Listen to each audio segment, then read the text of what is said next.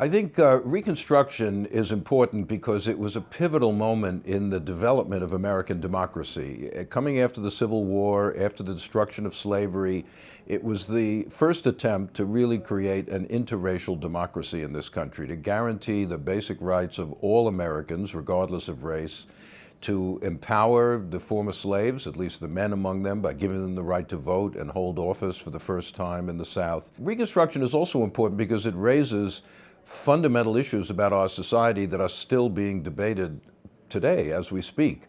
Who is a citizen? Who is entitled to be a citizen? What is the relationship between the federal government and the states? And who's responsible for protecting the basic rights of citizens? How do you deal with terrorism? Reconstruction was a time of homegrown American terrorism, the Ku Klux Klan and groups like this using violence to try to secure political ends. What's the relationship between economic equality and political democracy? Former slaves obviously came out of slavery without property, without an economic foothold, so to speak, in the society. And there was a lot of debate about whether they should be given land. Was that necessary to really secure their freedom? Issues about economic equality, which is still on our agenda right now, were debated in Reconstruction. In other words, and the whole problem of interracial political coalitions was worked out for the first time in Reconstruction.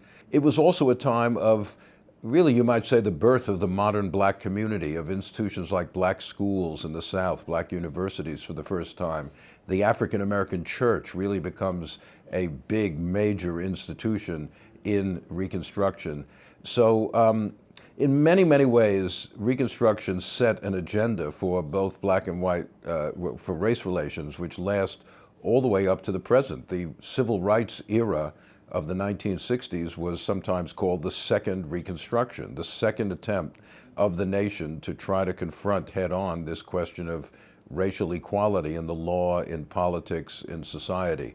So my real conviction is that you can't really understand how the United States got to where it is today in race relations, in politics, in economic structure, without knowing something about the Reconstruction period.